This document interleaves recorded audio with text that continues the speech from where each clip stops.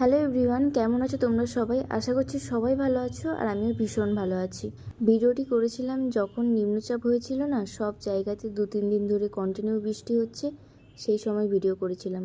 But আমি এতটাই অলস যে আমি ভিডিওটা এডিট করে উঠতেই পারিনি।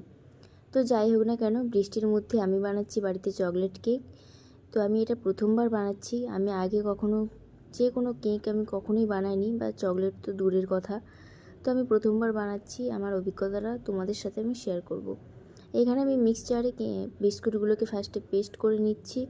পেস্ট করার পর ওতে আমি ঠান্ডা দুধ দিয়ে দিচ্ছি, দুধ দিয়ে একটু গোলাবো।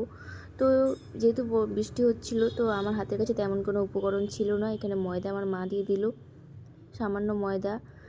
আর একটা কি একটা দিয়েছিল, ওই যে ভ্যানিলা কি একটা দিয়েছিল, জানি না, আমি নামটা জানি না ঠিক। তো এখানে আমি ব্যাটারটা তৈরি করে কেক বসাতে দিয়ে দিলাম। সত্যি কথা বলতে